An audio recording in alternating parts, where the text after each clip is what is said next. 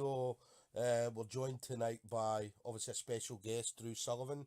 For those that don't know Drew Sullivan is a basketball legend in the UK.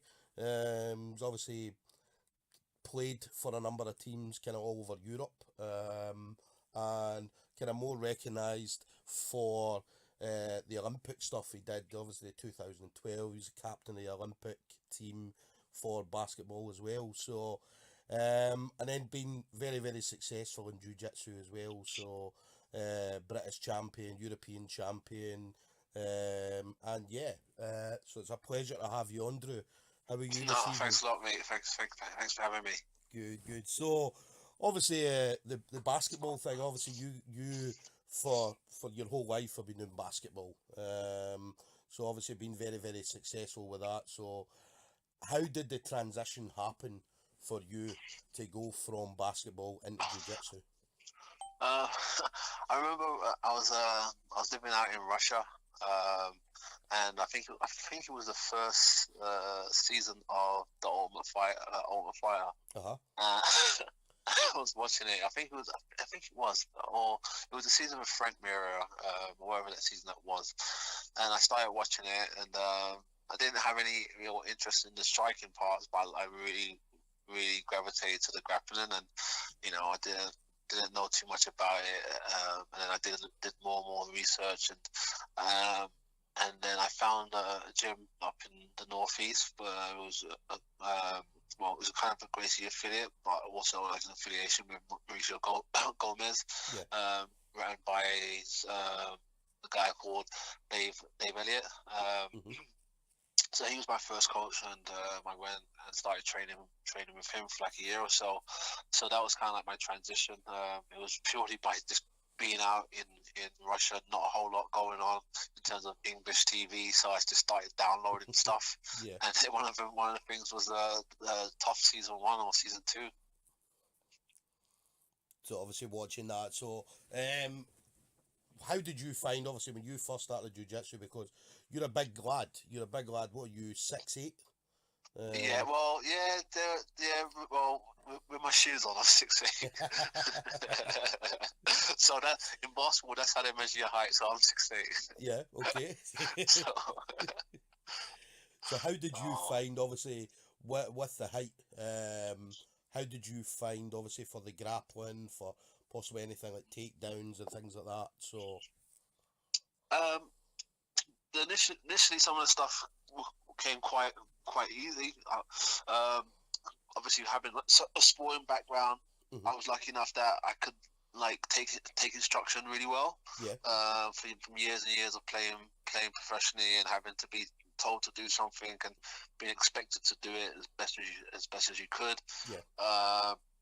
And then obviously, like, when you run plays in basketball, being able to dissect them. So I took that kind of same approach to jiu-jitsu when I first started, and I still do now. Mm-hmm. And it helped me a lot. It helped me especially with regards to submissions, having a pretty decent understanding on how the body works, and just reverse engineering that. So Yeah. so some of the things came quite quickly. Mm-hmm. Other things were a little bit more difficult, especially compete or training with guys who were shorter than me. Once they got past my legs, it was like a nightmare.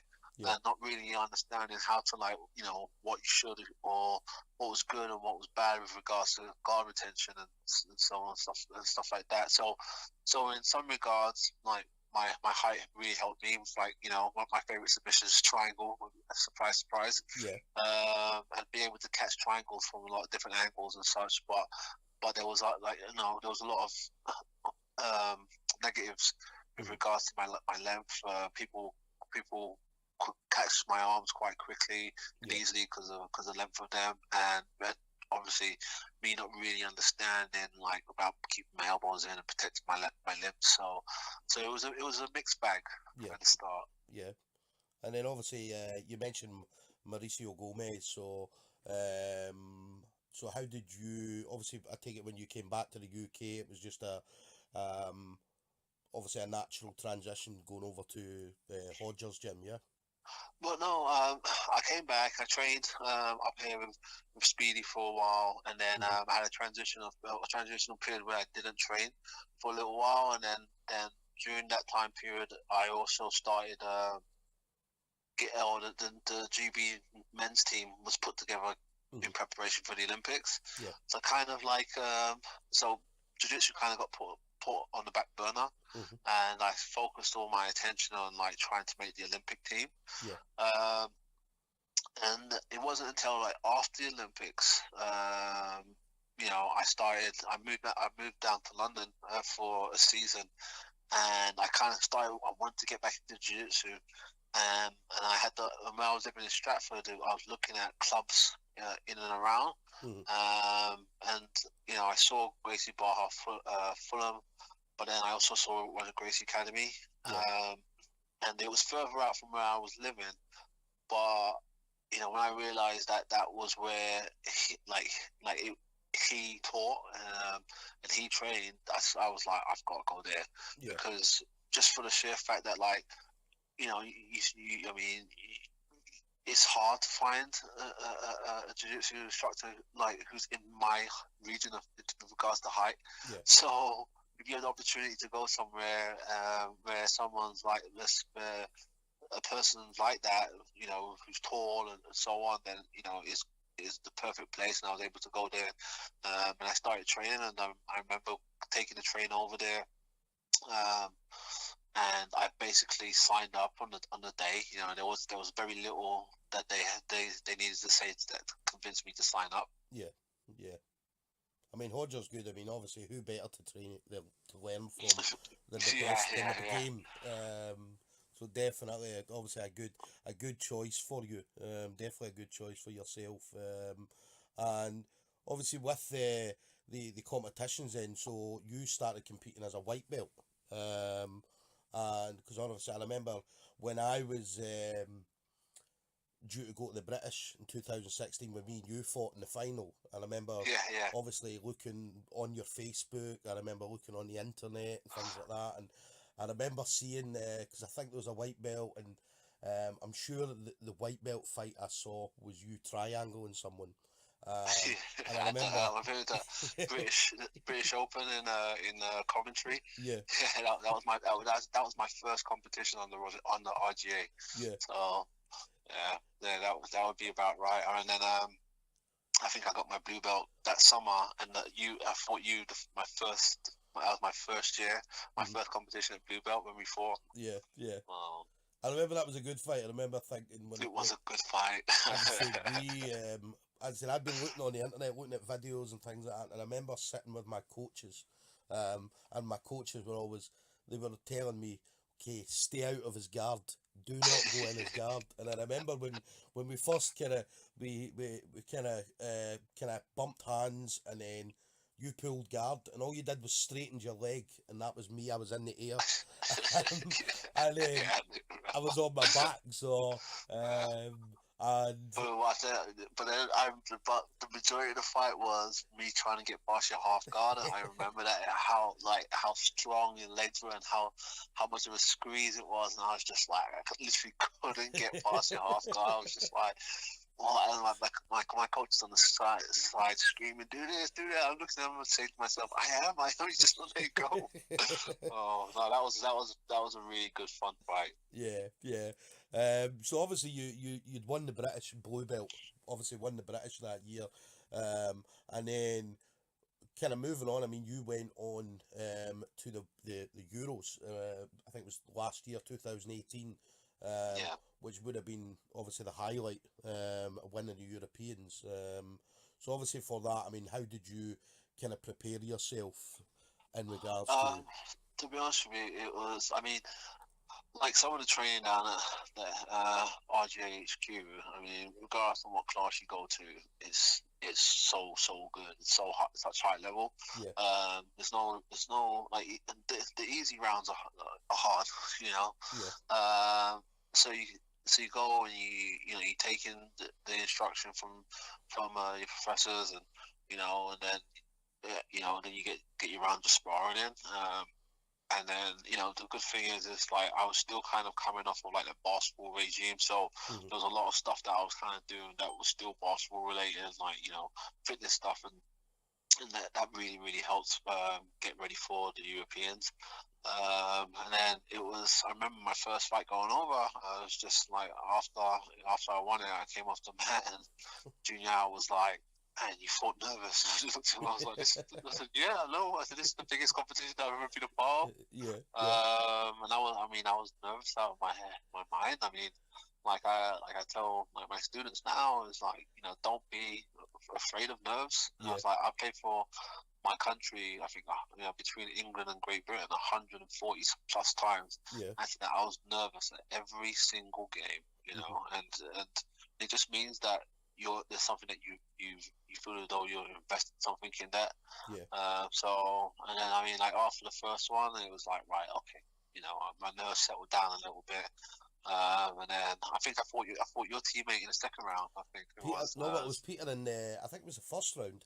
First round, yes, yeah, it was first round, yeah. And you, Um, because he'd went for a double leg, and then you managed to kind of sweep him over. Obviously, momentum took him over, and then it finished with you choking him. And then we were laughing yeah, because they'd obviously put it on flow grappling, and yeah, within 24 hours it had been viewed 12,000 times.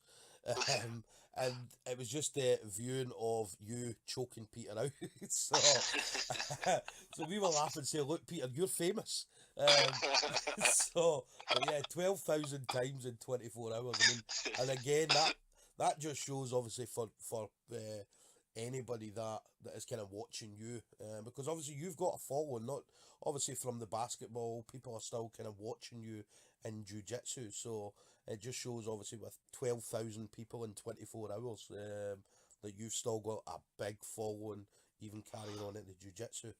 yeah. Well, I mean, like a lot of my friends who are basketball heads, they don't really have anything.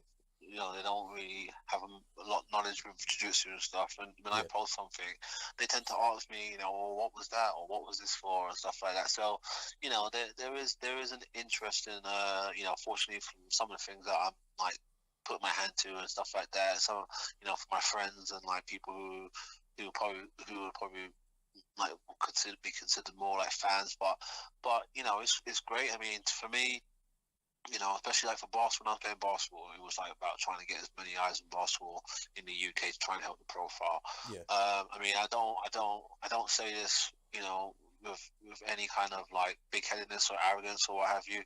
But if I'm able to use my platform as a basketball player to put just a few more eyes on jiu-jitsu in the UK, then I think that would be pretty cool if I'm able to. So yeah, no, definitely. I mean, jiu-jitsu, I mean, is getting bigger and bigger, as we know. I mean, we saw it when we were at the Europeans last year, massive. yeah, Um, absolutely. and I mean, I'd been to the Worlds in 2015, and it was absolutely massive. But I'd never seen anything as big as the Euros.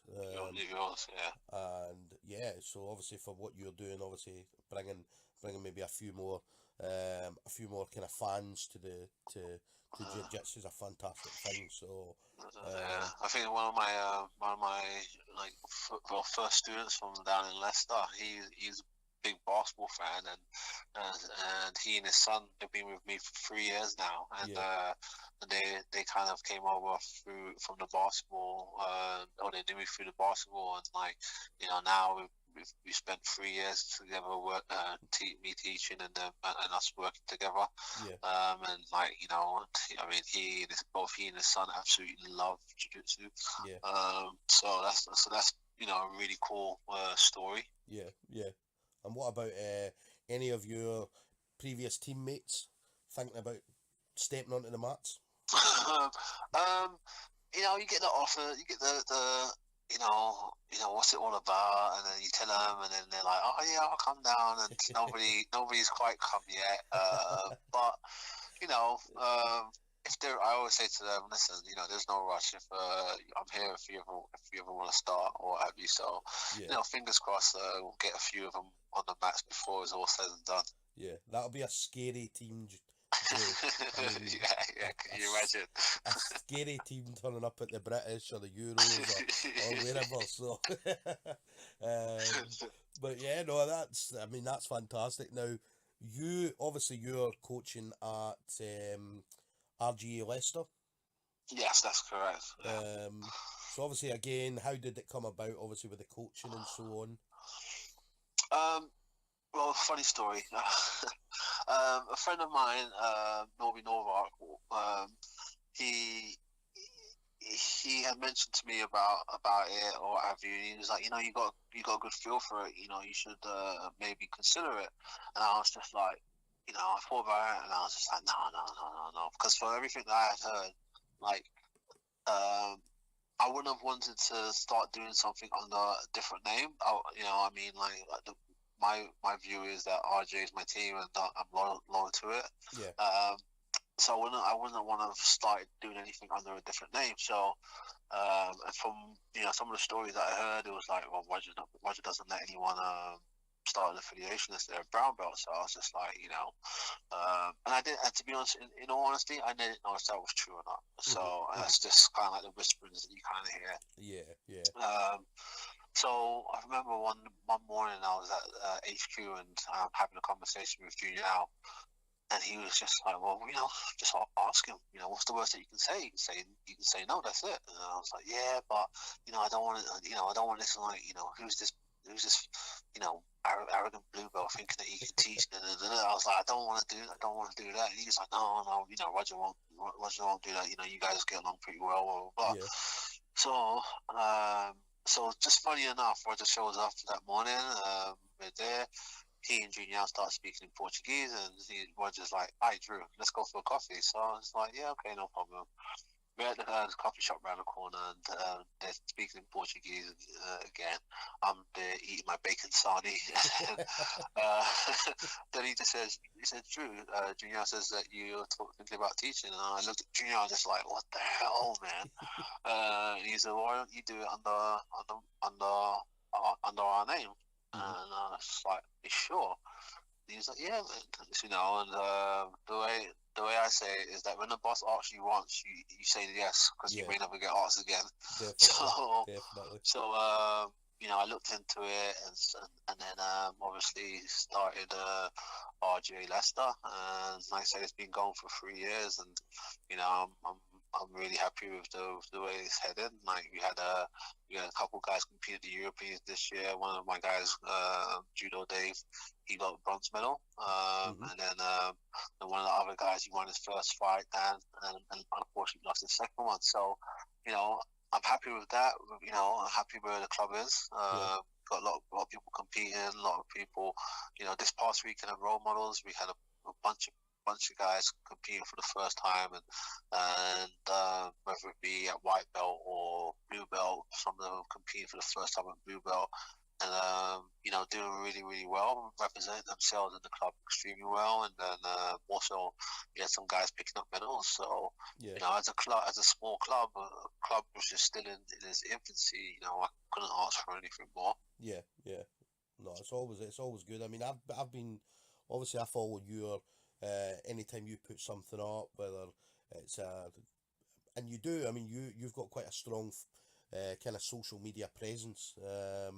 In regards to pictures, obviously I see your kids do jiu-jitsu as well. Yeah. You guys are rolling about the living room and things like that. So, so very, very strong. And any time that your team or any member of your team's at a competition, there's always the pictures, whether they win a medal or whether they've won a match and things like that. So it's always good to see. So no.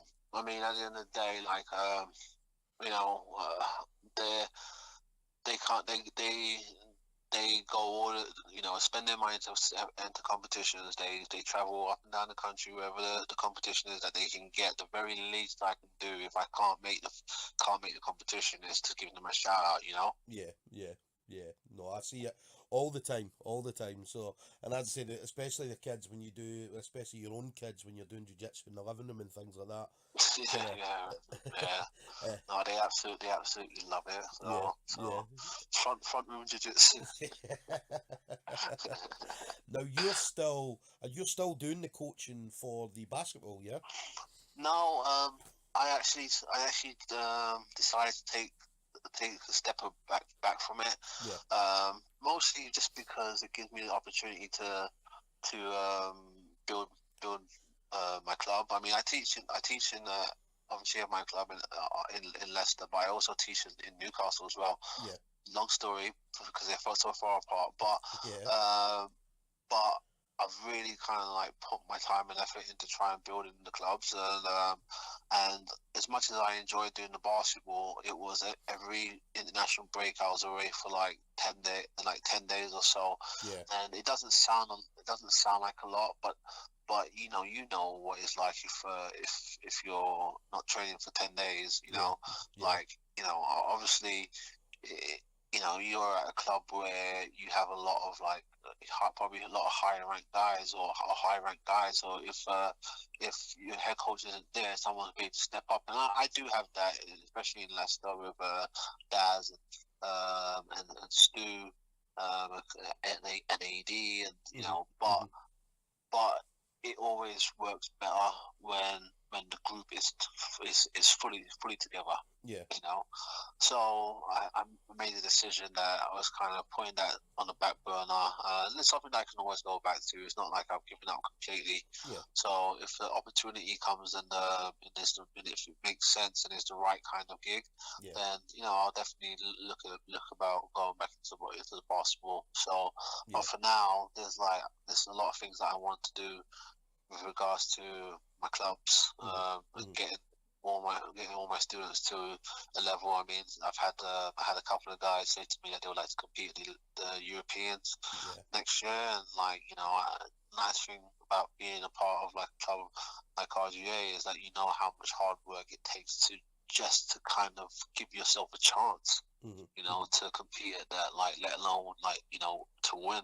yeah, So my main focus, even though I'm not specifically just focusing on one person, but my main focus is getting people to the level where they can start maybe feeling more confident about doing those kind of competitions. yeah, So yeah, yeah. I mean, confidence is a big thing in jiu-jitsu. I mean, yeah, um, absolutely. so I know that in a lot of, I mean, especially my own fights. I mean, I go in and I'm always the smallest.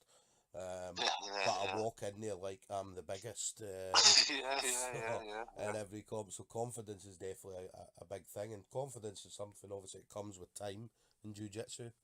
Yeah, yeah, yeah. As you know, start So off as a white belt, and then you just build and build and build, and then it comes with competing as well. I mean, people say there's no ego in jiu-jitsu, but if you go on and you win in competitions, I mean, the ego comes. So yeah. I mean, I feel like I mean, I understand like the premise behind the sayings and so on, but yeah, like you know, the people sometimes people misunderstand what that word means, what ego means. yeah, They think it means someone's egocentric, and hmm that's not good. yeah, But an ego can just simply mean, well, I have belief in myself, I have belief in my abilities, and then you look at like some of the greatest athletes or greatest sportsmen, greatest businessmen, blah blah blah. They have a supreme belief in themselves, and that's what an ego is. yeah, So that's the good ego to have. yeah, So yeah. so Now, competitions, obviously, we kind of touched a little bit on competitions. So, obviously, we know some of the stuff you've done previously. What is your kind of plans for the future in regards to um competing? Is there yeah, anything that you well, want? I'm probably gonna. I had plans to do the Europeans, and I had plans to do the Worlds this year. Yeah, But I'm putting. I've got some big plans. Jiu-jitsu related, but not competition related. yeah, Like I'm gonna probably not be able to get away out of the country. yeah, I've got to kind of be here because the things that are going on in the background, they need me to be here.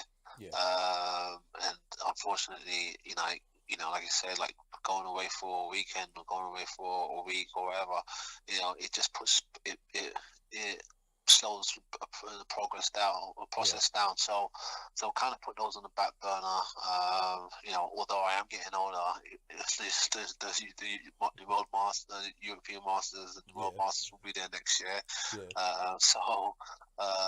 But like I just feel as though I've got to prioritize the long-term progress of my club and the long-term development of my club, opposed to my like a short-term goal of my own.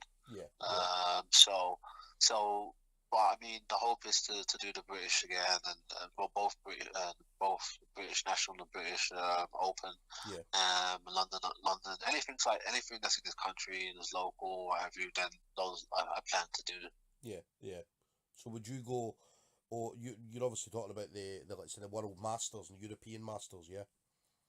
Yeah, I'll probably give those a miss for this year, but it's something something that I desperately want to do, especially the World Masters. I really, really want to do it. Just unfortunately this year I don't. Just due to the time of some other things that are in the works. It's just it wouldn't make sense for me to do it this year. Yeah, I mean you're in fantastic shape, so next year, you're still going to be in fantastic shape. Hope so. It gives you an extra year as well.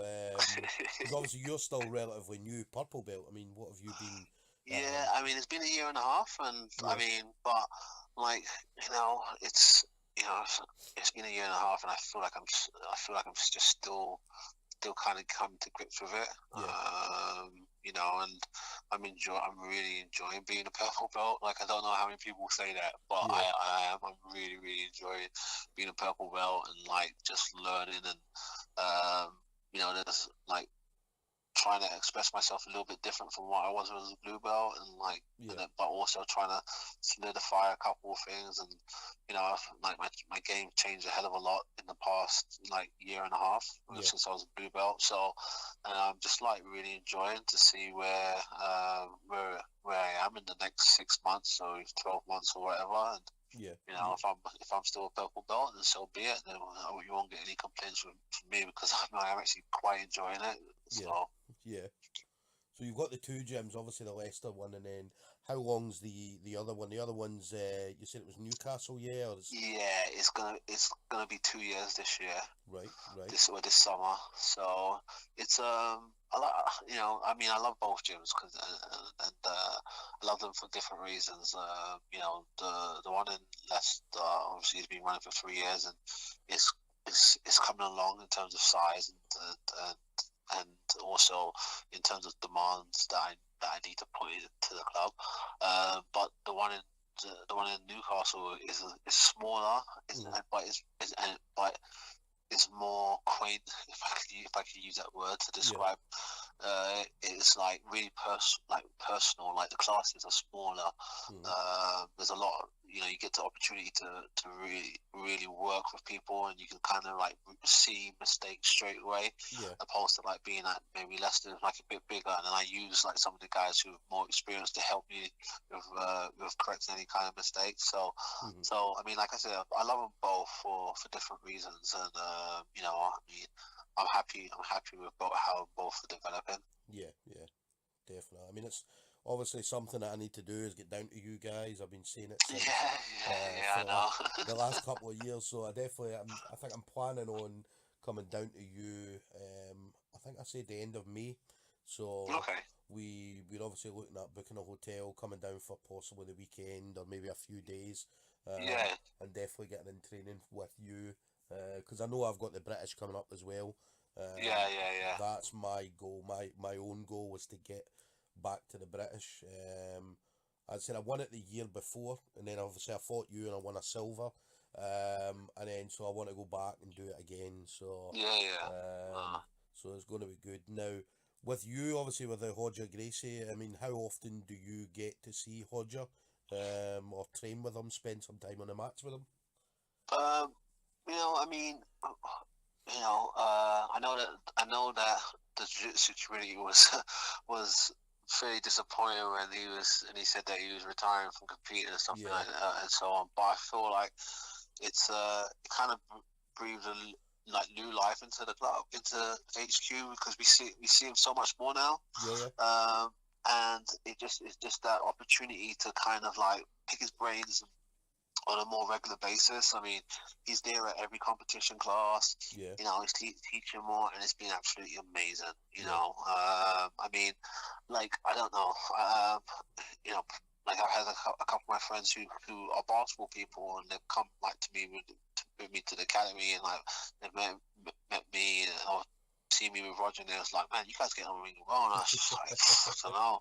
And it was just like, you know, I think a couple of my friends, like one in particular, says it's probably just because there's a respect for what we've both done in our Yeah. respective sports. Yeah. You know, it's just, I guess I don't wanna like speak out of school or whatever, but you know, I think there is a lot of mutual respect. It's like, you know, I mean, like when I was still playing, Roger came to a couple of my games, and you know, a couple of other guys, Junior Al came to a couple of my games, and you know, so they've seen the work and the hard work that I put into basketball.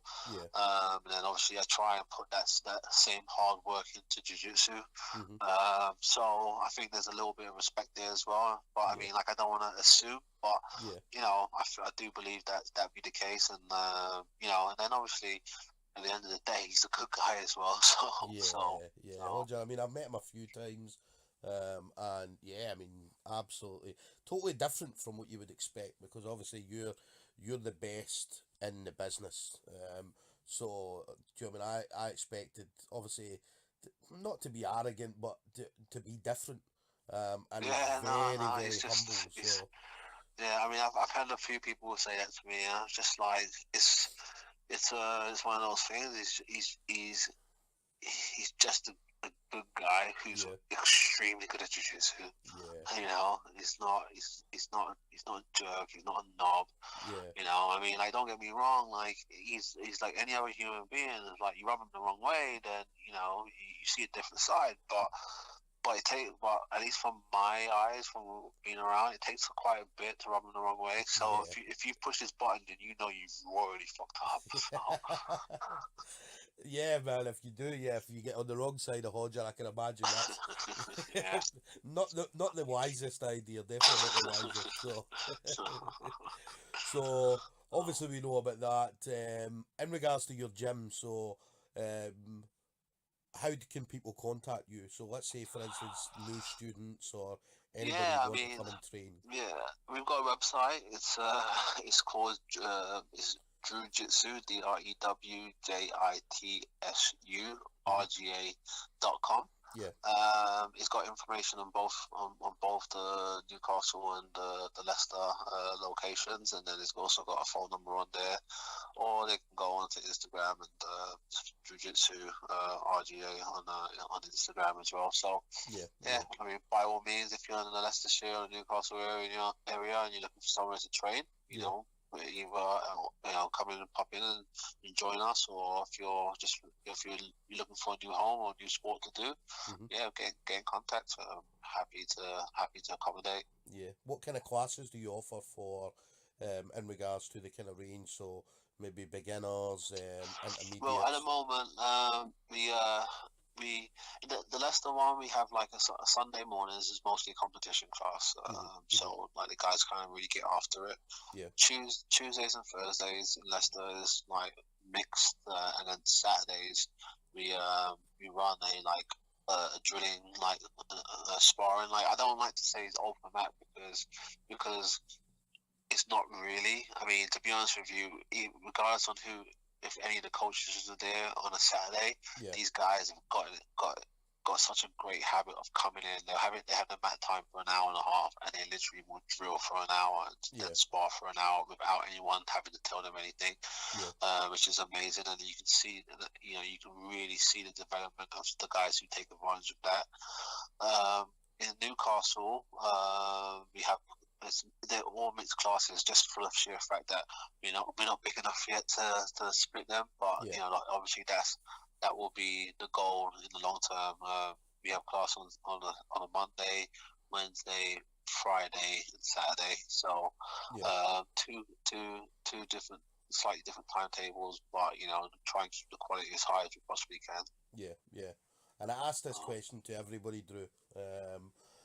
So if it wasn't, not if it wasn't, sorry, if you weren't doing jiu-jitsu, and let's say you didn't do the basketball, what would we see Drew Sullivan doing? Oh, that's a good question. Um, I've, I've always been like really into sport, and I've always really been into like how like body mechanics and Yeah. stuff. So I may have probably gone into being a physio. Mm-hmm. I actually when I was at university, I was actually looking to get a degree in like physiotherapy, Yeah, and yeah. my basketball physio told me not to. Said there's too many people in the business. So I think that was the only reason why I did it. So Yeah. so I think if I didn't play basketball, I would have never have met him, and I would have been a physio. So So yeah, just as well you met him then. Definitely. yeah. It's just like saturation of the market. So I was like, oh, I better make this basketball thing work then. Yeah, Oh, well, listen, you've done well. You've done well. I mean, basketball, you I did well at appreciate that. Thank you, basketball. mate. And then obviously the jiu-jitsu. I mean, you've done absolutely fantastic. I mean, I've seen obviously kind of part of your journey. So I'm just happy to being able to have seen some of that and even shared obviously a moment with you at the British. So I um, appreciate that. Thank you very much. So so hopefully, there'll be many more. I mean, like I said, I came up. Was it last year? I came up to Glasgow and visit you. yeah, We yeah, had some time on the mats together. So hopefully, I can do that again. yeah, I know that we've discussed a few things about having certain people come up. So yeah. if that comes to fruition, I'll definitely jump in the car and come up and come Nice up one. for the night or something, and then hang out. That'd be Yeah, cool. listen, we love that. Do you know what I mean? You were obviously when you came up the last time. I mean, I told everybody, look, Drew's coming up, and I remember you walking in and everybody was there, and it was like I think it was 7 o'clock in the morning we were training, Yeah, and yeah. I'd never seen so many people in the gym at 7 o'clock in the morning. So, but they were all there to see you. Yeah, no, it was So cool. It was cool. It was like such a great gym, such a great vibe. yeah. Definitely, we'll get back up there for sure. Brilliant. So anybody listening, if you guys are down in either Newcastle area or Leicester, definitely hit Drew up. As I say, Drew's very very much on social media, so you can either get him on his own page on the RGA Drew Jitsu page as well. So definitely hit Drew up for some roles if you guys are down there. Yeah, absolutely.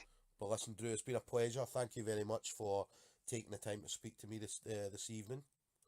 No, thank you for having me, man. It's been awesome. It's been great to catch up with you. Bro, and I'll speak to you. As I said, I'll be down in May, so definitely mean you'll get a couple of rolls when I come down. Yeah, awesome. Sounds But, good to me, mate. all right, brother. You listen. You have a All good right, evening. Okay. all right. Cheers. Take care, mate. Bye bye. All right, bye. So in conclusion, guys, that was Drew Sullivan. So absolutely fantastic guy. I mean, I've known Drew now for almost 3 years. Me and him had a good match, a good fight. Very very. It was like a chess match. I mean, nobody wanted to give up position. Drew was trying to fight for position. I had half guard. I knew if I'd let him pass, I was in serious trouble. So, but we had a fantastic match. Drew went on and took the gold. So, but very very humble guy, as you can hear. And yeah, it's fantastic to have a guy like Drew Sullivan in jiu-jitsu. And yeah, hopefully, obviously, the future's bright for Drew, obviously, with his own kind of gym or his own kind of movements, and then obviously through competitions as well. So we'll definitely hear and see more from Drew in the future. So, so thank you again, Drew. So, next we're going to have on Rihanna Parker. Rihanna is a junior, and she's one of the kind of top juniors in the UK. She's went on and she pretty much cleared out the junior division in the UK, and she's fought all over the world. I mean, she's European champion, I think 3 times European champion. She is multiple time British champion. She's been to the Pan Ams, obviously winning medals over there. She comes from a jiu-jitsu family. I mean, brothers and sister also do jiu-jitsu. I think there's 4 of them do jiu-jitsu. So, very, very scary family when you've got 4 people doing jiu-jitsu. So it's going to be an absolute pleasure to talk to Rihanna. So yeah, guys, listen out for the next one, and thanks for listening.